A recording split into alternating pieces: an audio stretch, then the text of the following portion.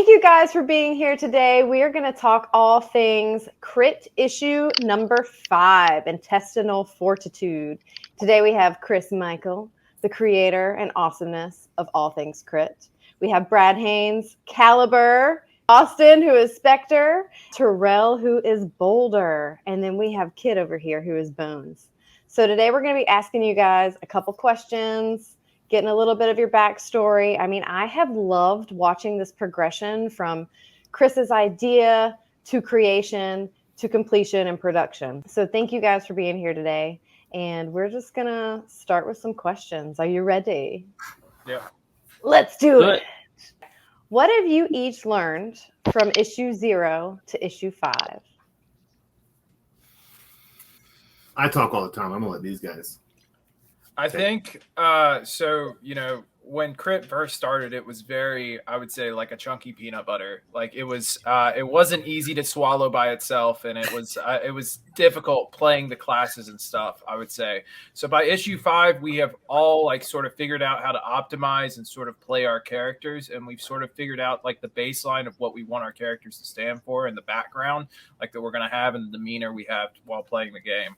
I personally do some stuff with my powers at the end of issue 4 into issue 5. Like I start like actually optimizing, and me and Brad are previous dungeon masters as well, so we could sometimes be a little aggressive and not rule breaking, but definitely pushing the envelope when it comes to like killing things and fighting people. So it's a lot of play testing and a lot of fun, but I would say at this point, we're really getting to see like the true like aspect of each character. I couldn't agree more. I love that. And I love how your friendship really comes into play, because you guys are just so raw and real. And that's something that I feel like people don't really have these days. So that's really neat. I mean, it helps that we all hate each other. Like, yeah. I love it. I feel like you can really see that friendship, and that comes through. And I'm a punny lady. I love puns and dad jokes, and you guys kill it every time. What are your biggest takeaways in the creative process? Before we answer that, did anybody else have anything to add? Anybody else? I mean, I don't think I can really, overtake chunky peanut butter comparison. So. Well, I was going to add real fast, away from the chunky peanut butter. I think if we look at the issue 0, it was kind of and I'm going to go away from food altogether. You think about Armored Core, where it's like mission, right? And that's how our story's been this whole time. And so now it's been these inner dialogue moments that have really made the story. Like some of our golden moments have been either just planning, or just from us cutting up, or we just avoid a mission altogether just because of choices that we've made. So it's been really neat to sort of, just even as a player, getting away from, all right, hey, this is the mission, this is what we do, planning how to combat, to instead now it's like, hey, do we even have to do this? What relationships are we building? What sort of with these NPCs that we interact with, is it valuable for us to partner with them? Is it worth it to buy this or buy that? Stuff like that. So I think that's been neat. Awesome. So what are your biggest takeaways in the creative process? I would say in the creative process, it's a lot more work than people think it is. And hell, like I'm not even doing the drawing like Chris is. But like just coming up with there's a lot to juggle. It's not just come up with a story and run with it. It's not that simple. It is to a degree. Obviously, you need the initial creative spark. You need the initial thing that says, hey, this is the story I want to tell, and this is the kind of roadmap I want to use to get there.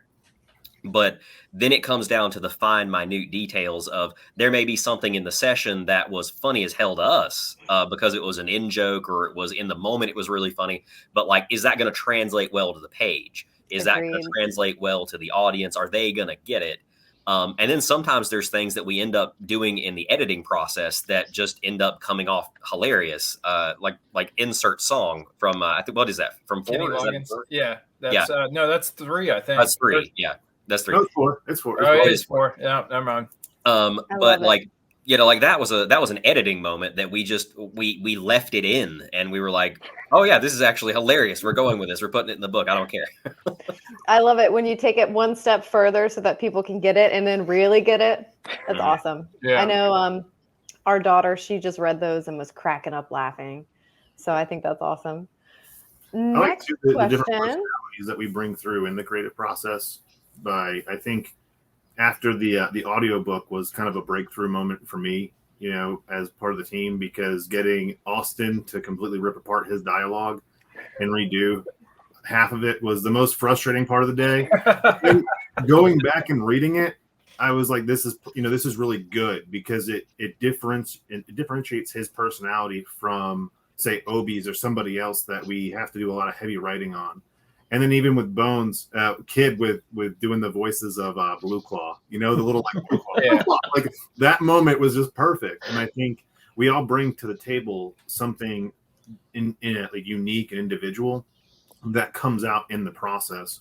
So I'm really excited from where we started with issue 1, me just taking the reins and doing it all, and then realizing, hey, I can lean on these guys, to now having a team aspect where the final product that everyone's going to get, especially with book 5, is going to touch everyone's hands here and really, be that true D&D book you're going to get in your hands. Yes. And this book is also a much larger book than the previous one. Yeah. So you're getting double here than what you're used to. And this is a couple sessions put together as well, Yeah. if I'm not mistaken, because Yeah. we had some downtime and we had a couple different missions, and it's just made the most sense just to make it all together, I think, is what Chris was talking about, which I can understand why. And this was my first actual session with the team to play, so it's kind of where I joined in to get my grasp on the story and everything. So really the learning process for me, and I think I'm the most novice D&D player here in terms of how much people have played. So getting into the character and into the role itself is probably my biggest learning curve, getting that comfort for it. I think the coolest part about what Kid just said was his first session with us was you guys deciding to come screeching up, halting to a guard shack, screaming and yelling. And Oh my gosh. Kid, we're 5 minutes into the session, and Kid is like, "What do I do? We're doing what?" Like, you come in, especially with D&D in the past, he's used to the craziness, but not the chaos that ensued within 5 minutes of playtime. Like within 5 minutes, like I'm sitting here screaming, "This man needs help!" And Terrell's like, "If the cream is sour." What's even better is listening to it with a door closed in between. So I just hear all this screaming and laughing and like maybe some pizza hitting the wall somewhere. I don't know. So the next question I have for you guys, and you've touched on a little bit, but if you want to expand on it, go for it. So what have you learned about each other from issue 0 to 5? Absolutely nothing. Yeah. I mean, we've played for so long. It kind of just, I don't know, it just kind of works. And I know, like, I've not personally played with Austin or Bones for a long period of time, but I mean, they kind of it's just kind of molds together, I think if anything, we've kind of learned that we've got some range in terms of how we play, right? Like, Mr. Caliber up there is usually the type of player that, he's usually pretty critical and he thinks about situations and he's going to go out with the best outcome. And then there's sometimes he's like, you know what, let's just roll with it. I'm going to do something dumb like Boulder would do, right? And then there's sometimes that Boulder thinks, it's rare, but it happens. Yeah. You said it's rare. Yeah, I would love it. say, starting in issue 0 with these guys, like I wasn't even supposed to be playing in this game. Like Chris had a whole nother session and a whole nother campaign that he was running for my group of friends, which was like a 5e campaign. And so that one sort of fizzled out, unfortunately. And Chris was like, well, someone's not going to be able to make it this week, Austin. You should try to stand in, but I don't think you're going to like them. I think you're going to hate them.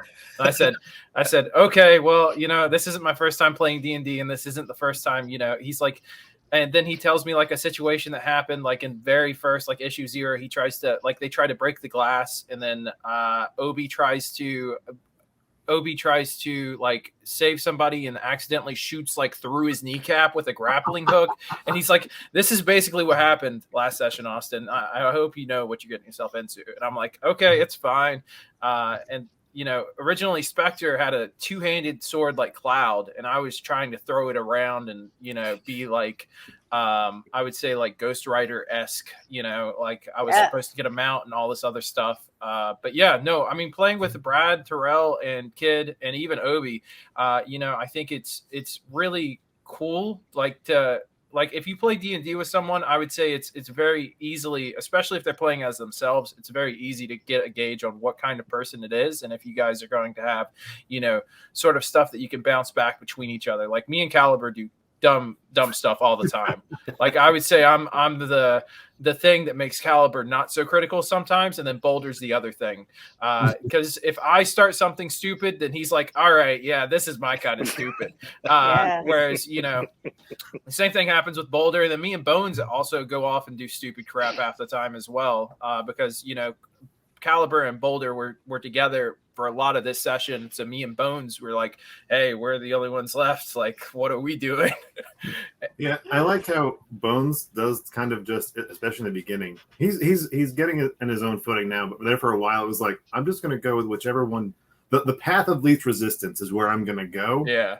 And then sometimes it didn't work out in his benefit. Like we have sessions where he followed Brad, and Brad would go off and do something random, and he's like, well, I didn't even really get to play. I'm like, that's because Brad went off left field and you followed Brad.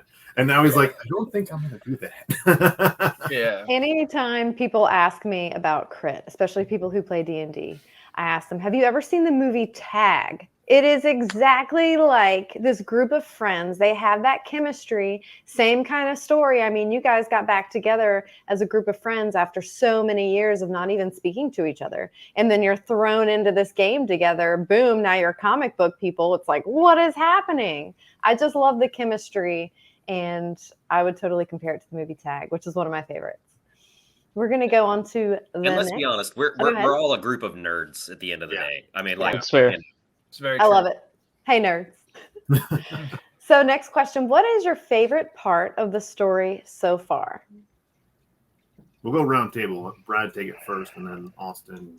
My favorite part of the story. Well, and see, the cruddy thing is, like, I'm limited to what I can talk about because I don't want to ruin future issues. Just go through issue 5, like through the takedown of Alchemex. I would say my favorite part of the story.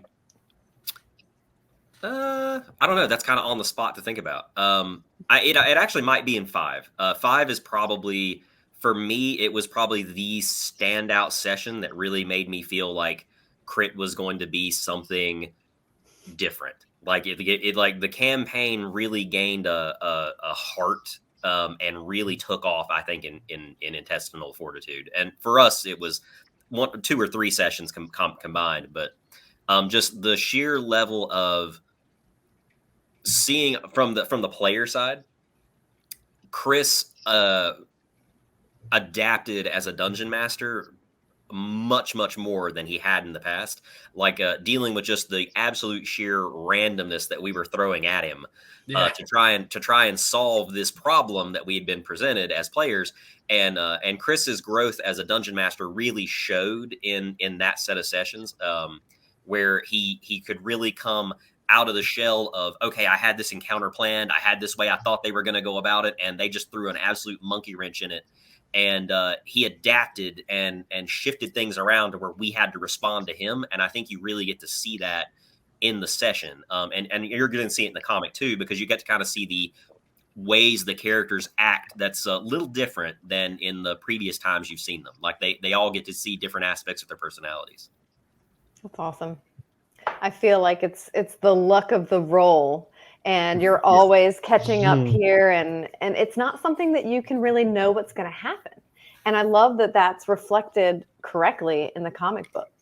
So you answered this a little bit. Are we still going around the table for this one? Yeah, I'm going to do round table with this one. Okay, go for it. Okay. So my favorite part of the story, I really like intestinal fortitude as well. Like, I think it's probably like the best so far. I really like the part where Kid joins the team. and me and him have a lot of banter with ethereal weapons because he's the first person that I, can sort of be like, hey, you do stuff too. Like, what's up with magic? And he's like, I got magic. And, me and him are like, but does your magic do this? And he's like, no, but does your magic do this? And I'm like, no. And so, we have a whole like banter session where I'm just like, man, why is your stuff broken? And he's like, my stuff isn't broken. Your stuff is broken, and then, just the sheer randomness that ensues too is like, it's crazy to see like how Chris is like growing as a DM. And then also like, instead of, having this ironed out story, like that he's 100% committed to, now it's like, when we throw him curveballs, like he's not particularly ready for them, but he's definitely way easier at accommodating them at this point rather than he was in the past as well. And he doesn't get as frustrated as well, I would say. He's prepared. He knows what's about to go down. Yeah. What about you, Boulder? I think I got a couple. I think my first one has to be just the introduction of Dark Vengeance. For me, it's kind of it's a little bit of a soft spot because I know when we did the redesign for my character, it was the choice of what you see now for Boulder and what this Iron Man S character was going to be. And I know when we did our little curveball thing, right, and the villains appeared, I get the description of who this character is. I'm like, crap. But then what makes it even worse about this character is he's kind of Boulder's nemesis, but he doesn't even try, like, not even trying to be that, right? So it's like I just keep saying the wrong things. And really just throughout the story, right? You're going to see moments where it's just mental guerrilla warfare coming from Dark Vengeance to me. And I can't be dumb. Like, I have to sit here and be ready just because it's going to be a headache if not. Second moment, though, has to be me and Calibur's sort of our antics, right, with these different situations. So I think the one to reference is, it might be issue 2, where we do the Scooby-Doo peer out, right? And we go and talk to the guy. I love it. We're going into this apartment building, and before it's like, have you heard of our Lord and Savior? I'm like, oh my goodness, what are you doing? So just those different types of situations with the Deceptive House. But those are my 2 favorite moments. Awesome. What about you, Bones? I think my favorite part of the story so far is really kind of the banter between everybody. It's kind of hard, the outside looking in for the issues so far. But to see the story grow, and the issue 5 really seems like it's where, after the introduction, where the plot really kind of takes off. Seeing that develop kind of in this session or these multiple sessions, and where I guess my character's growth happens. It's been really fun joining in to this and kind of seeing how everything goes through. So for me, it's a lot of great parts coming. So looking back on it, I think my favorite part was really just the whole sour cream antics throughout the whole thing were hilarious. I think that's probably my favorite part up so far. I'm going to say that my favorite part of Crit so far, the cream is sour will go down forever as one of the most memorable moments up till now. We had some good stuff, right? Like every issue there was something that we remembered pretty well. Different aspects of the actual campaign, but nothing still makes us laugh like Terrell holding his belly going, if the cream is sour, do not devour. And you were just an outward like jerk to me as the DM. You were like yelling at me, making like racist comments about it, like saying I'm a racist. Like, not me. Oh, saying you are. Okay, that's not me, but the in game, you were just off the wall, for the first time in Boulder's shoes, which is funny. But pun intended. I think for me as the DM, this session, Intestinal Fortitude was the first time we played 100% as a team, right? And it was Bones' first time playing, and I think that even lent to the awkwardness of even having Bones in the game, because you guys, abducted him into the team, right? Literally. And it's just perfect, his reaction, because even Kid was sitting there like, what are these guys doing the entire time, right? And just that moment where you said, if the cream is sour, do not devour, we were like, that's the book right there. That's the book. And that was the theme for the name. And even going into this, I was like, how do we, because it means don't crap your pants, right? Like, the ability not to crap your pants is what intestinal fortitude means. And so when I went into the book, like art-wise and trying to figure out how the flow of the campaign really needed to go into the book, my goal was to show the reader, like, this is how you don't crap your pants in a situation like this. So, I've been looking forward to this book for a long time. I'm just glad we're here, and I'm looking forward to what's come up next. Just a correction. I didn't say it. I was too busy throwing up. Yeah, no, I'm the one that came up with if the cream is sour, do not devour. Okay. So we have a tagline. Yeah, I think it's because he's black was me. I think that was me. You accused the guy of being racist. Terrell was bullying me into being sick. Like, I'm sick, give me some water, and then he throws the water on the ground. I was acting. Yeah. He was being bolder. So a little bit. I live with you. I know how you are. Next question for us. You guys have touched on a few of the elements that will go into the big picture, but I'm going to ask you about the big picture. What are you looking forward to seeing come to life in issue 5? We'll do this character-wise. Like, what are you excited about for your character in this book? Make it a little bit more personal. I guess we'll just do the 4 squares of progress here. Right. So I guess for me, I think you'll get to see Caliber kind of takes a little bit story progression wise, a little bit of a back seat in 5. He's involved in things, but it's not like 5 isn't Caliber's story, if that makes sense. Like 5 is more about really it's really Bones' story, to be honest. Like 5 really has a lot more to do with Bones, a lot more to do with that, and I'm excited for that to start, because to be honest, I think I enjoy the relationship between me and Kid, because we tend to be the two guys that if Boulder is off doing something heroic and Spectre's off being an entrepreneur or something, it's usually me and him that are off doing something the rest of the team has something of a moral distaste for. Oh yeah, that's true. That's very true. It's not foreshadowing at all. Yeah, just saying. What about Austin? What are you looking forward to seeing come to and for Spectre? I mean, I'm looking forward to, having an ethereal buddy, of course, having somebody else that uses ethereal powers like myself, instead of just channeling them or, saying I don't believe in magic. And then, I'm also looking forward to, this is like the time that, Spectre sort of gets his moveset down. Like he, starts using the stuff and he starts thinking outside the box and he starts, being a lot more, I would say, in tune with his powers. And then also you see a lot more, there's a good amount of banter between me and C.R.I.T, like always as well. And then I start using C.R.I.T a lot more also, and actually like doing some strategic stuff with him. So I would say, that's probably the biggest character growth for at least, Spectre in the session, is just like, coming into myself, as a character and a player. But yeah, that's about it. Yes, let the hate flow through you. What about you, Boulder?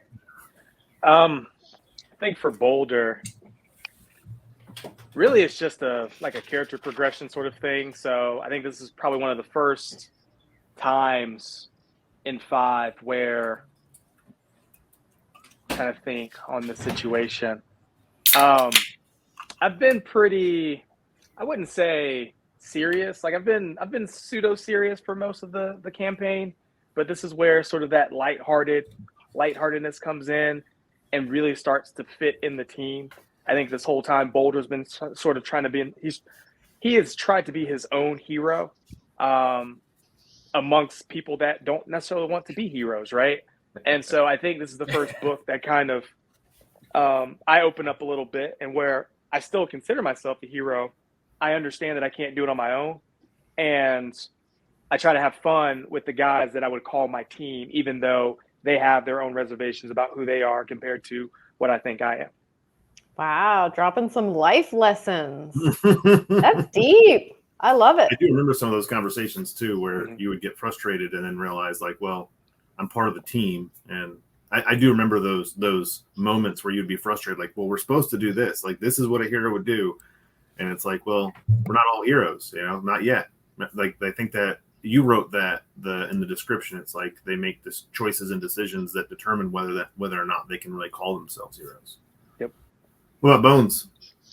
For me, it's this is obviously my first introduction, and in the beginning, it wasn't so much where I wanted to be a hero. It was my character wanted justice for, I guess, what was done to him, and it wasn't until afterwards where I didn't know my place in the world, so to say, where I decided that I had to use the powers for good to join Crit and make a difference, because what else am I going to do with it? So I mean, you figure, like, and that's, I think, for at least my character, being introduced and going through all that in such a short time was interesting for me to play as a character, to, I guess, start out being thrown into it like that, which was actually a lot of fun, instead of kind of creating a character from scratch, in a sense, planning through it to kind of start into it was really kind of fun for me.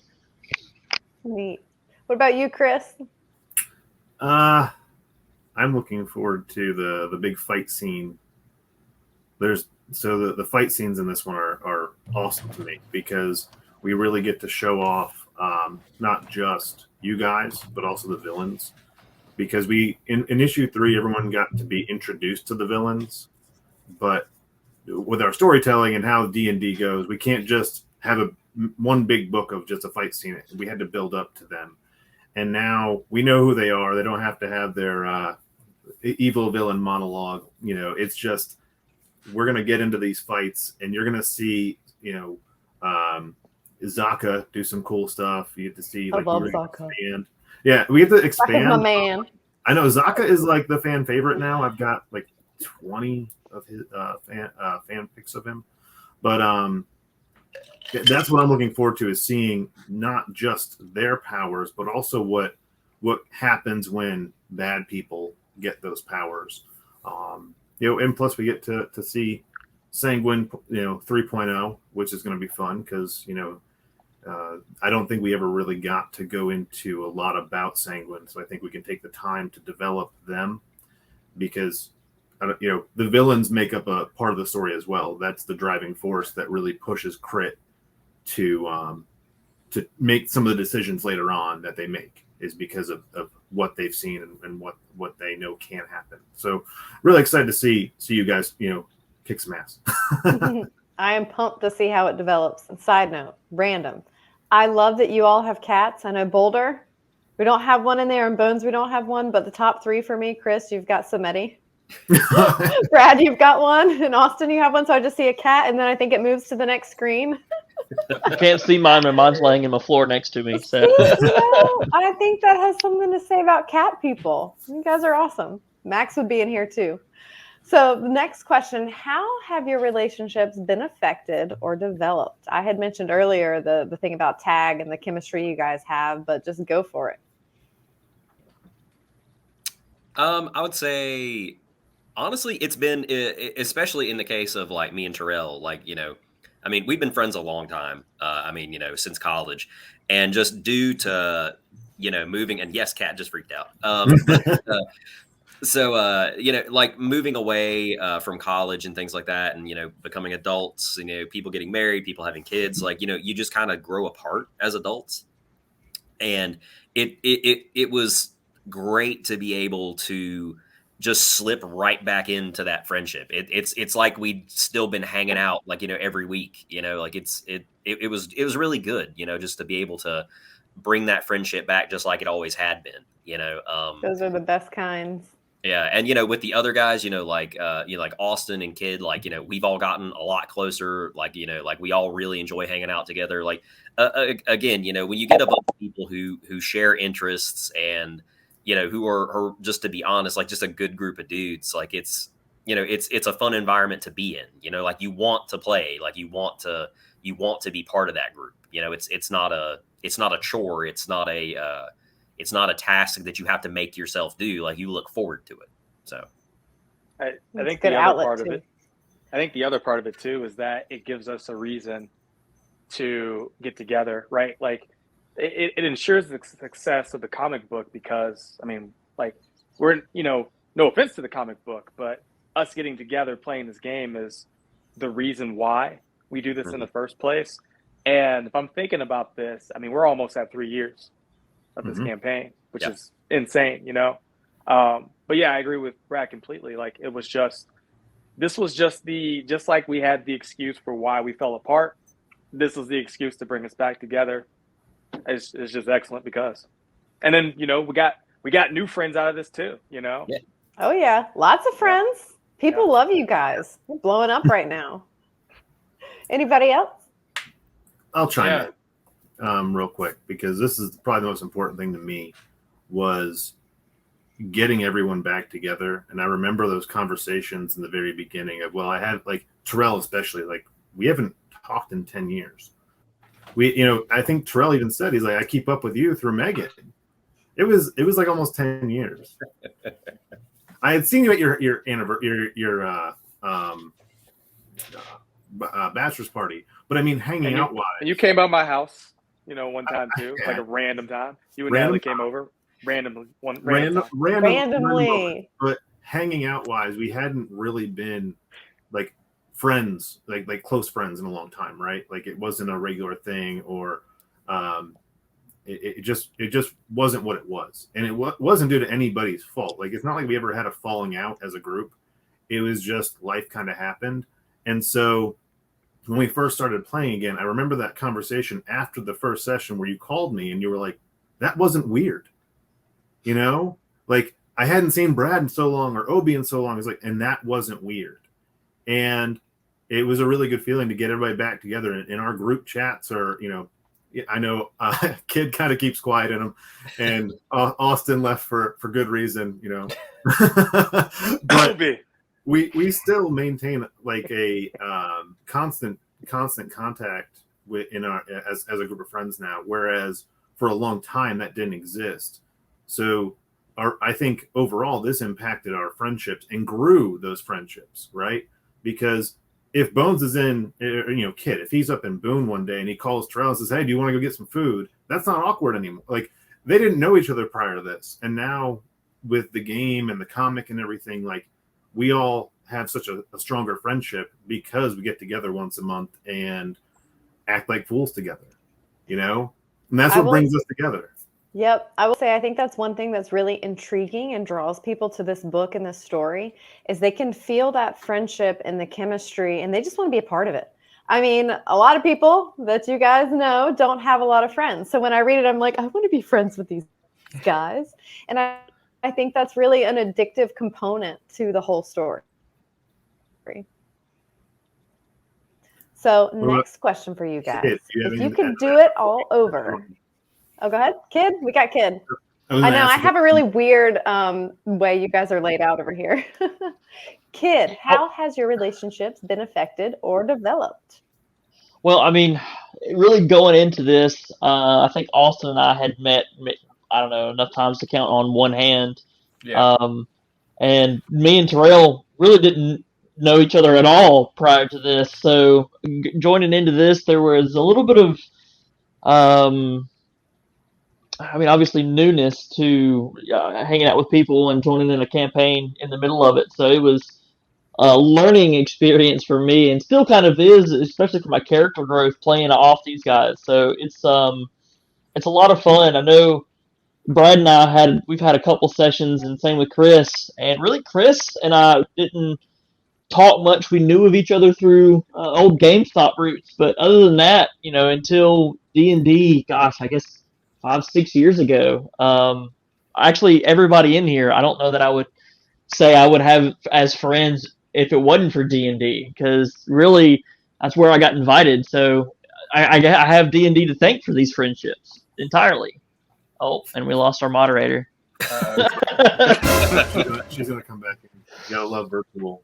But as far as to that point with Kid, I do remember when I asked you to come play, and you were like, "Well, I don't know those guys." I'm like, "Well, it's kind of like Brad and me in the game together. Like imagine me and Brad, because Terrell and Brad are similar to how I would play, except I'm more on the bad side than the good side, and Terrell is more of a good version of me in a way. We both try to have to do each other. Well, I got to figure out how to point. They're being away and getting weird. Okay, anyway, like Terrell's good, he's evil, I'm neutral. So there's your alignment axis. There we go. I'm back. Is the audio okay? Yeah, it's fine. Okay, cool. And then I guess on my part, I knew Chris for about 10 years off and on. We worked together at the same place like a couple times, and we both knew each other from GameStop as well. But then I saw Kid like a couple times, like when huge groups used to go out drinking. Me and Kid would be somewhat like, we wouldn't be in the overlapping circles, but we'd be on like the outside of the circle, like barely intersecting. And I'd be like, "Hey, Kid," and he'd be like, "Hey, Austin," and then that would be it.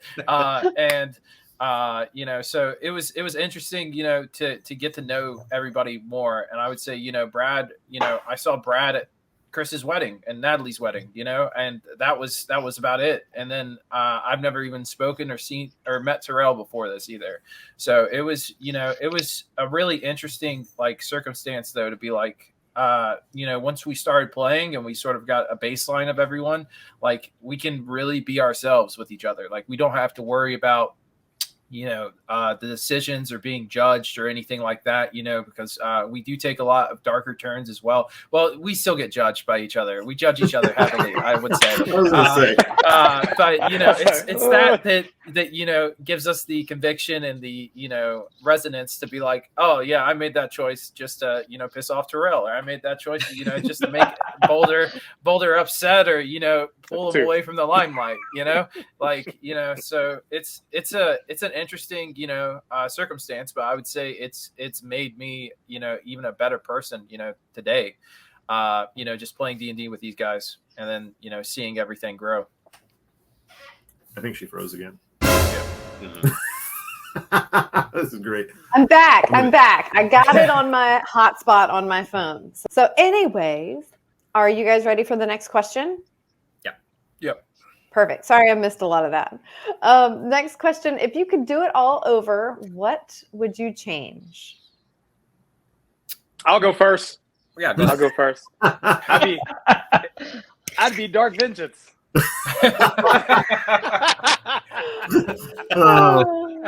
Yep. He was pretty salty after I brought Dark Vengeance in, and he saw the suit and was like, "Oh man." Yep. Well, I'd be Dark Vengeance exactly. Probably still have shades, maybe different color scheme. Straight up, that's who I would be. Love it. So this is actually probably a good time to mention that Terrell is directly and indirectly responsible for the development of at least 3 side characters by things that we came up with for him in the game to use that he then refused to use. Yeah, nice. 100% true. And then we're just like, we put way too much work into this to just get rid of it. So there you go. Yep. Who's the other Good. Profiteer, he has all of the weaponry that I made for you, and then you threw away. Okay, that's fair. And then the last one. I'll get back to you. I'm sure I've created something to counteract your. It's like I thought it was only 2. But... Well, there is another one, but it's considerably later in the story arcs. It's very much later. Yeah. Yeah. So surprise. It's when we meet the other team and some other stuff happens. Oh, jeez. Okay. Yeah. Moving on. Yeah. See, he didn't deny it there. Yeah. Nope, that was 3. So what about you, Caliber? If you could do it all over, what would you change? Um, like I enjoy Caliber kind of as he is now. I don't really have anything I would change much different. The only thing I might do, I did have an alternate concept for him starting out where Caliber actually had a power set like everybody else. But and it would have been interesting to see how that played with the party dynamic. He would have kind of still been very much, kind of the group. His personality wouldn't have changed much, but his combat methods, the tactics would have been a lot different if he'd ended up the way I kind of wanted him to. But I'm not unhappy with how he ended up. I'm actually I like it. It gives him a little bit of differentiation from everybody else. So. But other than that, yeah, I would be kind of interested to see if I had taken a power set instead of what I have to see how things would have played out differently. You better like your character. Cool. We spent a lot of time working on your character. I love your character. So what about you, Spectre? Personally, I think, Spectre right now in the game, we're probably 15, 20 sessions ahead of the books. But right now Spectre is premium, done. He is like the way I want him. I think that, Spectre has a hard time in the D&D aspect, struggling between warlock, paladin, and sorcerer is what I'm sort of juggling. And we don't really touch on that stuff or move it or change it or do anything like that until much later. I'm just sort of a amalgamation of all the classes or an abomination. But I mean, it works. It works. And you get to see a lot more, you'll see between books and between sessions, a lot more changes to my powers because it's just the way the character is. It needs to be balanced, it needs to be reworked, it needs to do this, it needs to do that. I think I'm the character that has been reworked the most out of the actual playing characters. So what you're saying is this even your final form? Yeah. Right now, 100%. I feel like Spectre's final form is done, and you guys will see that maybe $10 from now. But beginning wise, I wouldn't mind, especially with how much death and stuff is in the campaign and stuff like that. I was interested in the necromancy 5e stuff, so I kept trying to get Chris to let me contact the dead and be a medium and stuff like that. Then we got Azaka. Yeah, exactly. So then I finally in Spectre's current stuff, I can't raise dead or do anything like that, but I can talk to dead and stuff like that. But I would say, maybe just changing it to necromancy or something like that, where I could have soldiers of skeletons or something would be neat. But I'm really happy with how everything came out, and then where we're at now, to be honest. That's neat. I totally just saw that scene of Pirates of the Caribbean when they have the zombies underwater. What's up, Boulder? I got something to add for Spectre. Go for it. I think if something could be changed about Spectre, get that man a bulletproof vest because he's always getting shot. Yeah. That's fair. Well, that did happen at the beginning. Remember, I had he made a heavy leather coat in the game that gave us 18 AC and let us use our decks. And me and Caliber just did not get hit for the first 5 sessions. He was like, "This thing is stupid. I'm taking it out." And same thing with his guns and stuff. Caliber was doing basically equivalent of 3 fireballs with an automatic, automatic rifle. And Chris was like, "I don't know who did this," and he's like, "Wait a minute, yeah." So he'd be like, "Man, this is so stupid. Who did this?" And I'm like, "Chris, didn't you make the whole thing from the ground You up?" did it. I did. Wow. So what about you, Bones?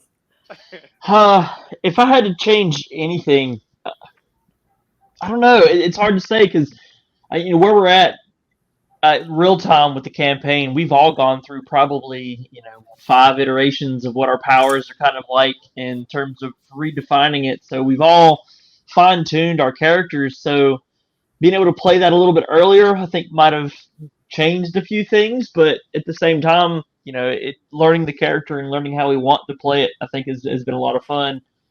And I don't know if I would change if I would start at the beginning of the story, or if I like where I came in because it really kind of starts its own path with it all. So I don't know that I would change anything with it because honestly, the sessions we've had and the antics and everything else, it's been a lot of fun and learning to play the character. So I don't know that I would change anything, to be honest.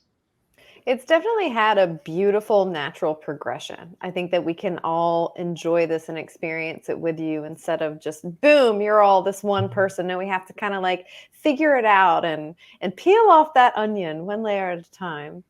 So what about you, Chris? If I could do anything different, I Everything. would probably have worked Zaka differently into the story.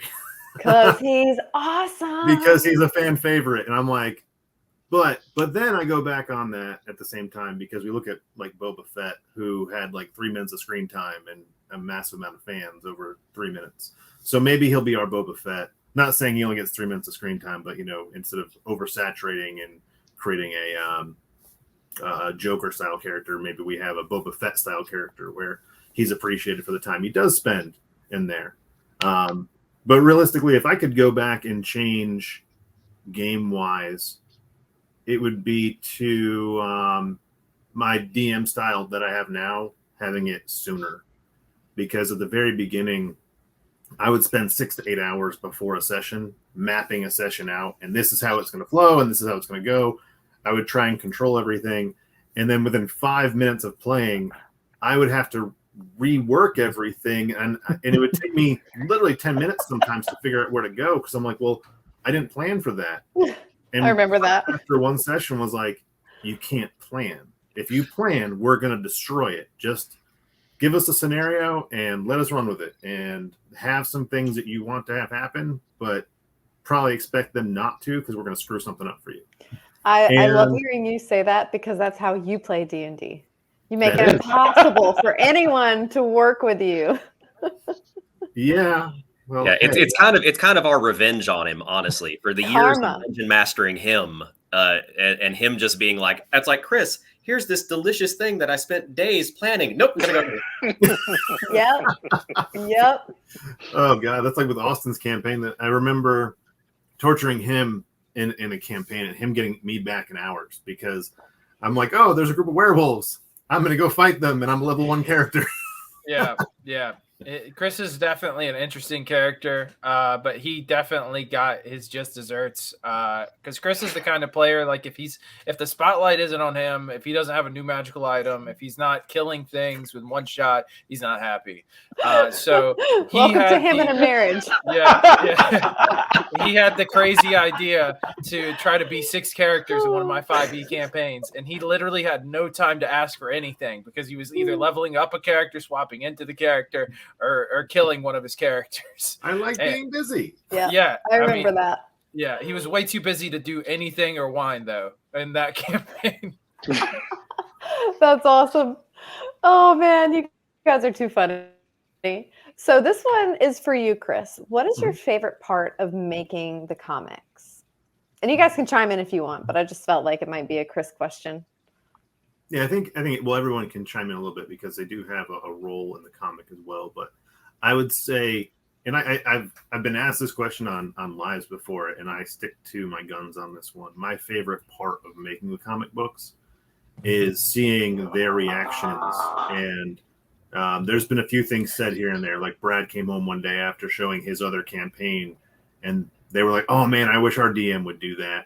Or the moment when Terrell, his wife, was at work one day and someone came up and said, "Hey, I'm reading this book and this guy reminds me of Terrell." And she goes, "What book is it?" And he's like, "Oh, Crit." And she goes, "That is Terrell." And, like those moments make it like really good for me. It gives me a reason to keep going because I'm giving something back to my friends. And, everybody that plays D&D in different groups, they always say, "Man, we should make a book out of this," or "We should do this." They always say they should. And I like the fact that we did.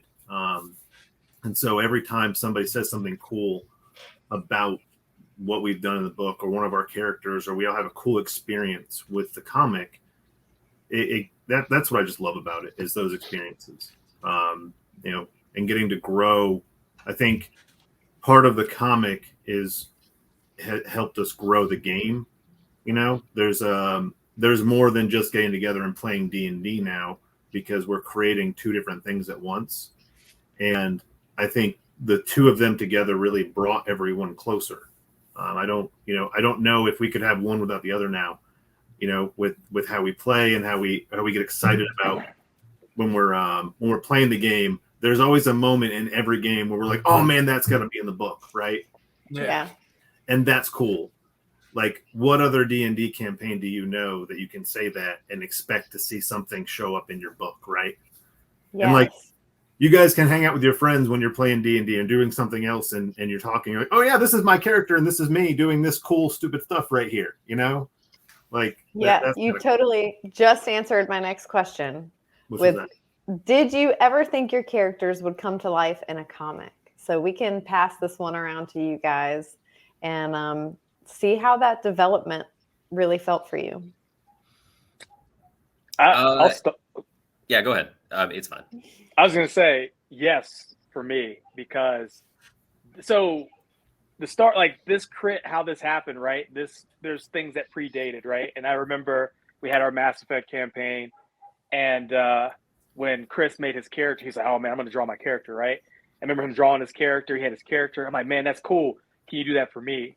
So, did I imagine that this comic would be the way that it was? No. But the idea of just having this like physical manifestation of, oh, this is what this is really neat, right?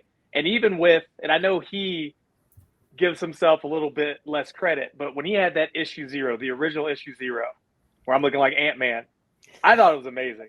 I thought it was great, I mean, obviously it was going to get better, but even for just the first campaign to have something for us that just had those different moments in there, I thought that was cool. Now, I did not expect, the progression, right, from then till now, and even just what we do work-wise, which, again, Chris, it's mostly you, but the little bit that we do to help out, you look at that original issue 0 to where we are now, it's just crazy. It's insane. I don't think anyone expected Chris to take it to the level that he's at now. But at the same time, that's Chris with anything. If he says he's going to do something, he does it, and then he does it the best. So it's like we should have expected, I guess, a little bit, but we didn't. We didn't, especially after that first issue. We didn't think anything was going to happen after that. But he killed it. You've grown just leaps and bounds from there. And I'm so impressed. And I know you talk about it all the time with me, just being like, it was okay. We weren't expecting it, but you really just flipped it on us. What about you, Caliber? Well, obviously, like we knew that Chris, was going to draw the original, the very, very first like rough creation. It was more for just our own entertainment, and our own amusement. Because Chris, I would say it's probably fair to say like that Chris is the biggest comic book guy of the group. And it was really kind of more of originally a thing for, us just to get to see our adventures. And Chris was like, I've always wanted to draw a comic book. I want to do this. And we were like, okay, cool. So we just kind of went along with it. And as time has progressed and Chris has really just put a whole nother level of time and effort into it. Honestly, it's grown into something I don't think any of us really foresaw happening. And to be frank too, like we've gotten a response from folks who were interested in what we were doing. And I guess you'd call it the fans, that has been really, really heartwarming, to be honest. It's been, it's just really cool. Like you get a piece of fan art for your character and you're like, oh my God, that's my character. Like that's the character I play. That's the guy I helped write the dialogue for.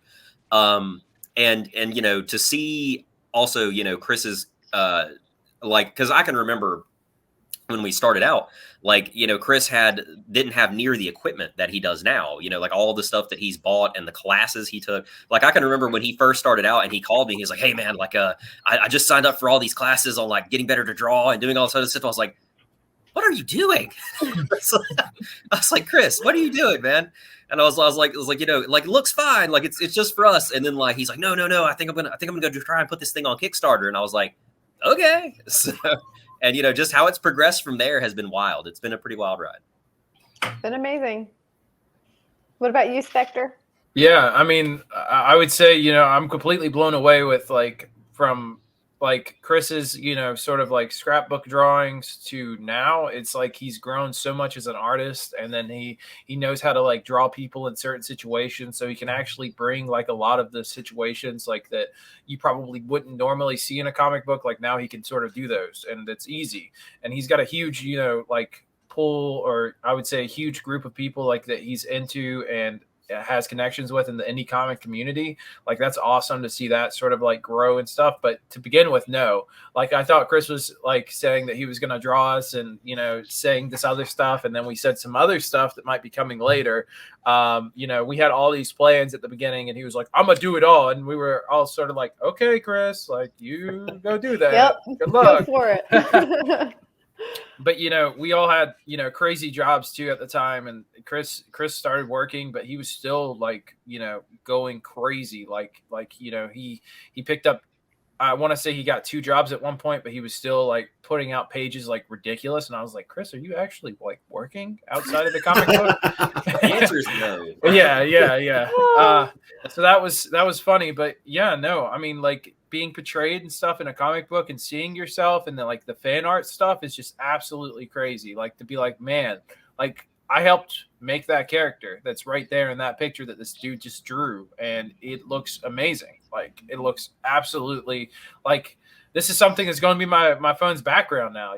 It's just a great feeling, I would say, and something like exhilarating. To see that, from stick figures to this. The other element of that, I feel like, is when I would listen and hear you guys playing. Okay, you can play it out in your head, right? And then you can have the art quality progression where the first issue was like, okay, that happened. And then you see the books now and you like feel it happen. And it's a whole different world of like, wow, I just felt that fireball versus like, okay, he put a little splash here. It's just a totally different world. And he has really made this something huge. So what about you, Bones? Did you ever think your character would come to life in a comic? No, I can't say that I ever did. And like Chris, I've drawn a couple of my characters. Actually, one of our campaigns from Brad was DM, and we had a Star Wars campaign. I had a Mandalorian that I drew, and then Chris's other campaign, I had a cleric. Oh no, it was Brad where Chris was playing, and I drew my cleric. So I kind of always did my own thing with that. To see, Chris's story and Chris's comic create from really when I joined in, it was kind of already in process. So it was when my character was revealed and all the fan art that just kind of came out like right then was really kind of astounding. I never expected my character to blow up, especially kind of my character touches on me a little bit more. I don't know about for the rest of the guys, but because of how my bone disease literally makes my character who he is in this version of myself, I guess. So no, I can't say I ever expected it, but it's been really fun watching him develop. That is awesome. I love your character. When Bones joined, he said, "I really don't want to participate in the comic," because he had a lot of stuff going on. And then I was hesitant to ask him to do anything, but I remember when some of the fan art started coming in book 4, Bones is coming in. I was like, "Hey, do you want to be part of this read through?" "Yeah, I'm going to be there." I'm like, "Okay, cool." Like attitude kind of changed. So I think that seeing the character come to life, I think that's something that a lot of people don't get to experience, and that's something we do. I think that's really cool. Yeah, I would say the turning point for me is like Noah's comic Awesome. reviews. Hey, Chris, do you mind if I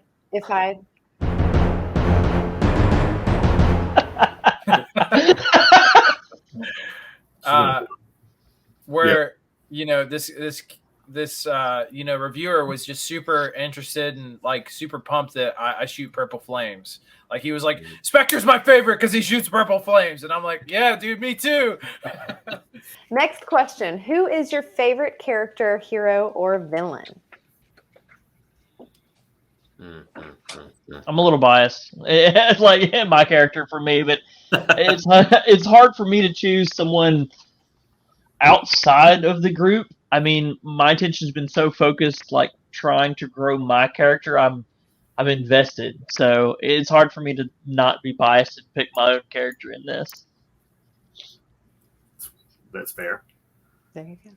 Hey, Brad, do you need to go ahead and drop out because we can finish the last couple without you if you need to roll. Oh, I can probably answer like at least do. Okay, so perfect. for me, hero or villain, actually like an odd pick. I'm a huge Robin Hood fan. I know it's not really a comic book character per se. I mean, like, but now there's tons of characters based off him, like Green Arrow, and other characters that borrow inspiration from that archetype. But I've always been a huge Robin Hood fan. So, like, characters based around that kind of ideology and general mythos appeal to me. That's I so love that. fitting. That's so fitting. It is. Which is ironic considering I'm the cop. So, I like the outlaw, Outlaw underdog, working for the people. Yeah. Terrell, Anybody else? Yeah, my favorite's Iron Man. Ever since the 1993 Iron Man TV show, that's just been the one for me. We all knew that. We just wanted to hear you say it. What about you, Austin? My favorite character is probably going to have to be Godzilla, just because it's he just shaped my childhood. Like, I used to go to bed every single night reading the same Godzilla book, like when I was like between like 2 to 5. Like, every single time it got so worn out and messed up. I still have it too. But I would say, just giant monster, big fight, awesome. That's that's how it was, and that sort of shaped into like Pokemon and stuff like that as well. I have I'm super into Pokemon and that stuff, but there's not really just a character I can choose from there. That explains your obsession with the kaiju when we started that. Yeah. I think everybody knows my favorite character. I don't really need to say this one, but it's Batman. It has been since I was 4 years old. Yeah. My first birthday cake on my wedding band. I have more Batman paraphernalia than anything. So. Yeah, he does. What about you, Bones? If I had to pick somebody outside of Crit, so I thought we were doing in Crit. Yeah, outside of Crit is Doctor Strange, the Sorcerer Supreme. Doctor Strange is that's cool. Yeah, that would be a number 2 for me, for sure. That was great though. Who's your favorite? Me. I thought we were talking in Crit. All right, come on now. Just leave that in there. He'll sound super cocky. I hate Bo. Be a gangster. Next question. 26 AC. What do you want? I think we can skip this next question. Next one. Okay. We will hit our last question. Finally, who is the coolest character in Crit? Oh, it's me. I would say outside of the playing group, I think Richter is kind of neat sometimes. I definitely don't have any rebuttal or talking with him though at all. And then I would say Seven, which I don't even think he's been introduced yet. So that's but that's something in the future. So but at this point, man, it's tough to think of who's still like. Who's around at this point in the game? I would say Dark Vengeance. Oh, yeah, and Samedi, of course. Yeah. Wow, Chris, your face. That was so scary. His eyeballs were like... Samedi giving you the evil eye. Like, really? Yeah. I'm not the coolest character. Yeah, I was thinking about person. I'll be honest. Probably my character who has the favorite power set from D&D is Spectre. I think I like Spectre's class the best of everybody's. What about you, Boulder? Ooh, twinning. I think my favorite character is from issue number 2, Warehouse Worker, number 3. The way he takes that punch is just like, oh! No, it's Samedi. What about you, Bones? Blue Claw! I knew that. Oh, that's great. That's great. I gotta say mine hands down is going to be Samedi because it's my ability to be a complete jerk to all of you is through Samedi, but I can only talk to Spectre, so especially me. Yeah, but I would have Richter as a second runner up. Only you only use Samedi to act like a jerk to us, because there's another character that's a complete jerk. Oh, there's a whole lot of characters and has a weird power set too with helicopters. Oh Hey, yeah. Oh, That's spoilers. yeah. Don't Well, spoil I it. will say I have a favorite character coming in, which is somebody that looks like this right here. When's she going to be popping in? Oh, she's like Book 12, 20. 13. We'll get there one day, you guys. We'll get there. Oh, I think, she's still man. around, actually. She hasn't died off yet. You can March 2nd, 2026. Yeah. There we go. There we go. Do you guys want me to go ahead and wrap this up? Yeah, we can go ahead and wrap it up. Well, Anybody? I wanna- We'll just do the final, thing, and then we'll let him go. So I just want to thank you guys for spending some time with me today. Chris, you guys are awesome. We have the Kickstarter launching March 2nd. Get ready. It's going to explode. It's going to be huge. You guys are, he's like, oh my goodness. You guys are so creative. And thank you so much for taking the time to answer these questions and get everybody excited. I know I'm excited to jump in there and see what's going to happen next. I'm ready for 2026. When I jump in there, if you guys want to say a little goodbye and just remind us of who you are and what your character is and get ready for it. Obviously, as mentioned earlier, I'm Brad. I play Caliber, and I just want to say to everybody who's been interested or who might get interested in Crit, thank you. It's really, without y'all and without your interest, this wouldn't be a thing. Granted, Chris probably would still draw it, but y'all's appreciation and interest in the project and the love y'all show really gives us the motivation to keep doing it and keep putting pen to paper. And we appreciate all of you. Thank you. Awesome. Yeah, I would say the same thing. Hey, I'm Austin. Sorry, I play Spectre. I wouldn't say the same as Brad at playing Caliber. Yeah. So I mean, just a huge shout out to the indie comics community and everybody that's made this possible. Like, all the support is absolutely crazy. All the fan art is super awesome. Like, I cannot believe like all the awesome variations of our characters that are out there. Yeah, I mean, that's about it. And then a huge shout out to Chris as well for making it, actually possible. Terrell. So I'm Terrell, playing Boulder. I was gonna say Boulder, played by Terrell. I just want to say, like, this has been a fantastic just ride to be a part of. Thankful just to be a part of it where I can. I do gotta give a shout out to Chris, wherever you are on the screen. I gotta give a shout out to you, just because the countless hours you're doing, not only with the drawing, but also the marketing part of things. It's really putting this stuff in front of people. And for the people that are out there viewing this, for those fans, thank you for appreciating these moments that we have. For us, it's just times that we spend together to have a good time, right? And there's enough going on. And we don't worry about any of that stuff in this game. We just play the game. That is what it is. And I'm just happy that what you guys see in the comic books gives some give some enjoyment, right? To seeing what we do in our game. So just want to say thank you and looking forward to the next Kickstarter. Awesome. Kid? What about you, Bones? Hi, Bones here, played by Kid, and just to really reiterate what these guys said, it's to the support of everyone that's given their support through Kickstarter and the attention and the fan arts and Chris's drive and ambition to kind of put this story down and really just sharing the adventures and friendships and escapades that we get into and his network that has really kind of made all of this possible. So thanks for the support and the interest, because it's without the fans, I mean, it'd just be Chris drawing it. So and I've seen it, and not that we wouldn't enjoy it ourselves, but to be able to share the misadventures of Crit is fantastic. Real quick, sorry, just to add. Also, thank you to the other people that are also helping out with this comic as well. Our people like doing the colorist work, our cover people. Thank you to all those people too. I want to make sure they weren't forgotten as well, which you probably have to say, Chris. Nate from Slate Comics doing issue 0 for us, and he's doing the end of book 5. That way we can close out this first chapter with his artwork.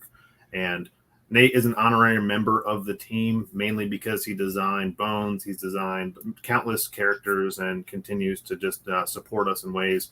I'll get a message every once in a while. Hey, here's a design of a character that you haven't even drawn yet. Well, thank you. Now it makes my life a lot easier because I know what that character looks like. And he's just a phenomenal person to have on board. And me personally, I thank my friends for putting up with me and giving me something to do in my spare time, because without them, Crit wouldn't be here. Without them taking the time when I randomly ask them on a Sunday when they're moving and doing other things to jump on here and be part of it, or giving a Sunday every month, 6 hours out of their time to come play a game and help me create a comic book. You guys really do make all this possible, and thanks to everyone in the indie community that supported us, every piece of fan art, every comment, share, everything that everybody's done, and anyone that comes to our Kickstarter and checks it out and thinks this is something cool, thank you. So we appreciate every last one of you, and I'm gonna end on that. Thank you, guys. It's been awesome. And here we All right, guys. go. Thank you. March Yeah. Thanks, 2nd. guys. See you next week. See you guys Next week.